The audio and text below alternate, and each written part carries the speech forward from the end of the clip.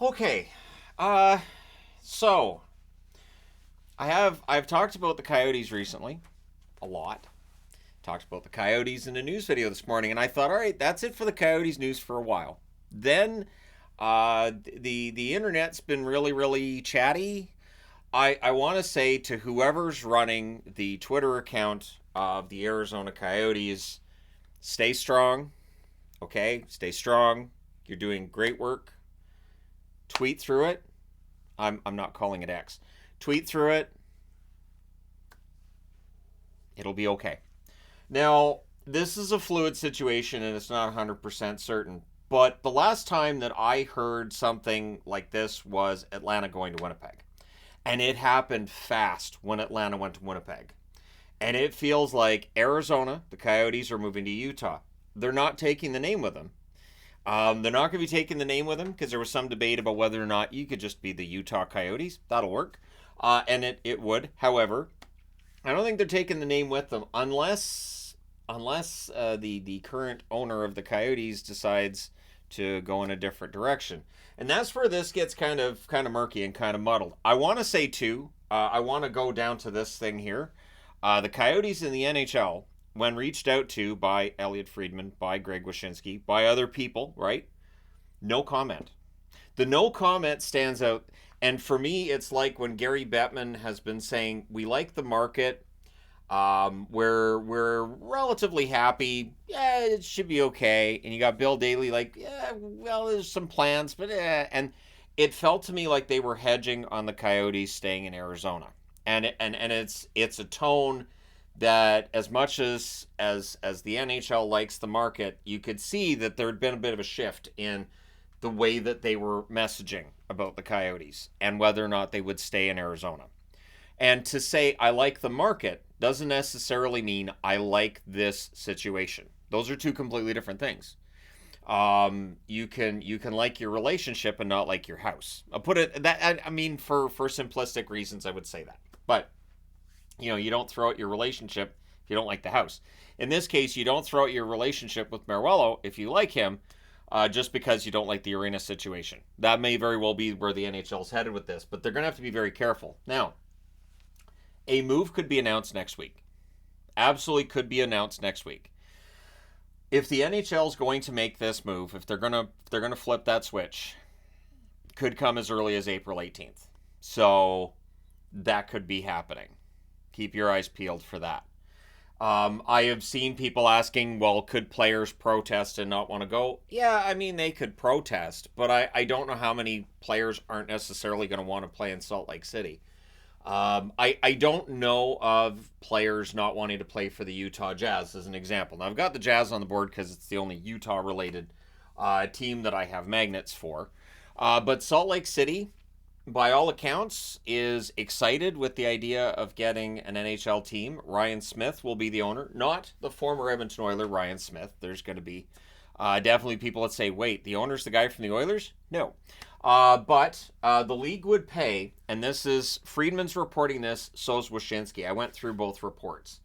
The league would give Alex Meruelo $1 billion to buy the Coyotes. That is a lot more money than he spent to buy the Coyotes. So, profit. Now, he's lost money running the Arizona Coyotes. Absolutely guaranteed he's lost money running the Coyotes, but $1 billion will make him feel better. Then the league would turn around and sell the team to Ryan Smith of Utah for 1.2 billion is what Friedman's reporting, 1.3 billion is what Wyshynski's reporting, and the profit that goes to the owners. So that 300 million or 200 million gets split between the rest of the NHL owners. Basically, you're laundering a team. We've talked about laundering. See, this is the thing. Everybody gets mad about cap compliance and cap circumvention. The league right here, this is the weirdest thing, right? I want to sell my team. So Alex Meruelo would like to sell, let's just say he's trying to sell the team. And so he's going to sell it to Ryan Smith from Utah. No. The NHL wants to buy it first and then turn around and sell it to the other guy so they get some profit out of it. It's bizarre. It's weird. If this is how this goes down, they've laundered a franchise. We honestly, I think this goes beyond LTIR. This is absolutely insane. The idea, to me, it's insane. The idea that one owner selling to another would go through the league first. If that's how this works, there you go. But the league paying $1 billion to Meruelo may very well be because maybe he doesn't want to sell. And for Ryan Smith, he's got money. So the idea of spending over $1 billion in an NHL franchise, he may be willing to do that. This is why the NHL is looking at expansion. There's a lot of money out there. A lot of money being spent on expansion. And other leagues are looking at expansion, and fees are going to be insane. The fee for the NBA, a fee for an NFL franchise, can you imagine? Major League Baseball, it's just pure money going into the coffers. Now, the reason for this is there's concern over whether or not they're going to win the bid, and Arizona may not win the bid. There's that chance. Now, 80% of land auctions in Arizona, there's one bidder, but that means there's 20% that aren't. And in this case, it's such a well-known public one, there might be another guy out there that says, I wouldn't mind buying that patch of land in the desert. And the other concern being the 3 more seasons at the Mullet. The Coyotes have sold on this idea that, hey, it's fine. The Coyotes have said they're making more money at the Mullet than they did at in Glendale, but that wasn't a situation that worked either. That was a situation where they were losing money. So the NHL, seeing that there's a chance to make a lot of money, and it makes some sense. So think about this from a perspective of us as fans. We've talked about the whole arena thing for how many years now? It takes the arena thing completely out of the discussion, right? Now, if you're asking, well, how would they entice Meruelo to do this? Sources have told Elliot Friedman that Meruelo could get as much as a 5-year window to bring back the Coyotes as an expansion franchise. And the NHL, basically this would be like an appeasement to him, a way of saying, look, you still go through the bidding process, you still get the building, you still get the whole district, you get all that figured out, you get that built, and as soon as it's good to go, you get a brand new NHL team. So 2027, 2028, the Coyotes return to Arizona. I have a reason to use all the Coyotes magnets again and wear a Coyotes jersey. Who am I kidding? I'm going to be wearing that and talking about the Coyotes, even when they're not in the NHL, if that does happen. But this would be kind of a way of saying, look, we don't want to have to go through this process and wait until the end of June. We have an owner with really deep pockets. We have a market that really wants the league. The mayor of Salt Lake City is excited. Everybody who's anybody in Utah has talked about how excited they are. And so the NHL wants that market. They want that market now. And what this does is it takes out the whole, is Arizona getting the building, is Arizona not getting the building, completely out of the NHL's hands. It's no longer their concern. So if they win the bid, great. If they don't win the bid, the team's moved, right? So for Meruelo, that may work.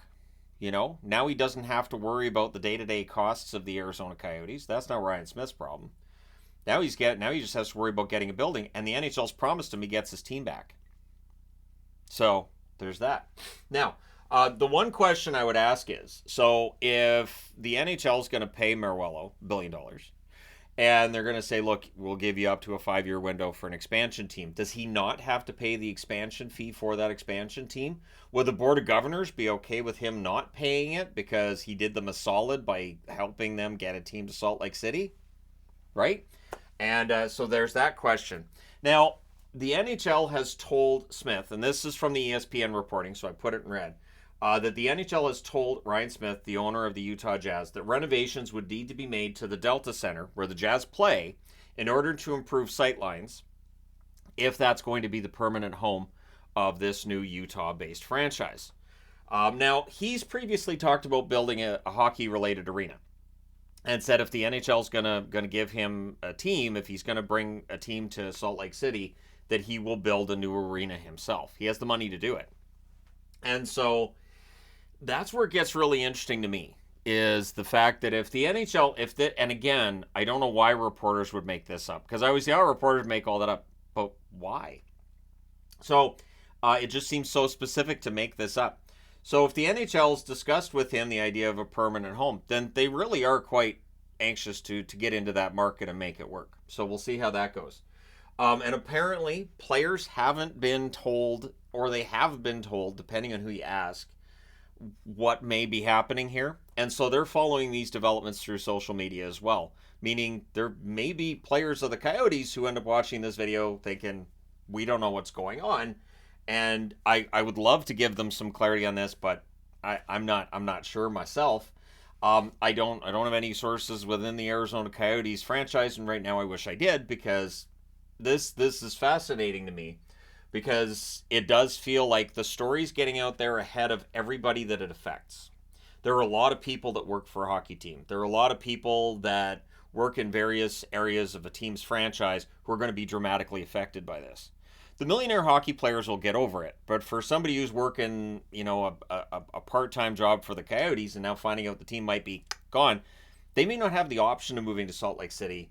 They may not have a lot of options, and so yeah, it's gonna have an impact on some people, and so I do try to keep that in mind. Now, it's not a done deal yet, is something that was said on both articles.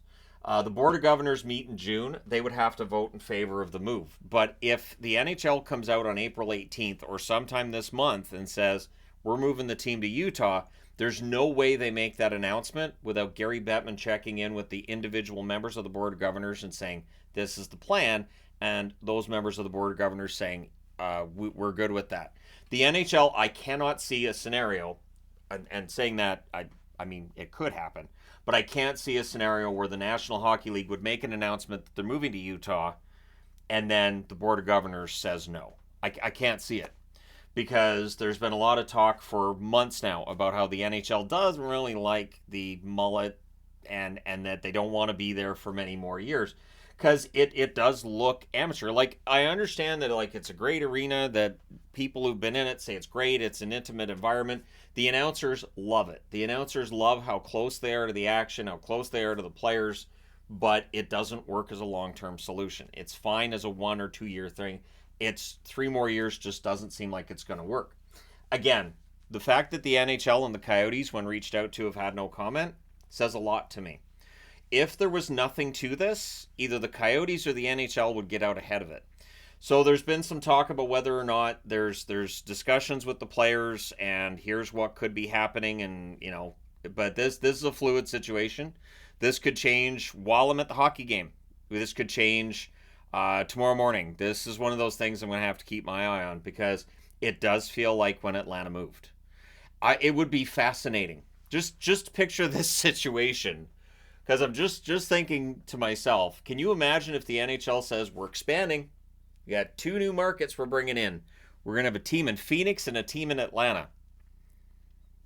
I don't know how excited people are going to be about that if they do that. But that may be where this ends up. Maybe we end up with Phoenix and Atlanta coming in as expansion teams after the current Coyotes roster goes to Utah. Then the Coyotes name, of course, would reside with Arizona, much like the Jets got their name from Arizona when they came back into existence after the move from Atlanta. Smith and Bettman apparently are close. They've built up some trust over the last few years.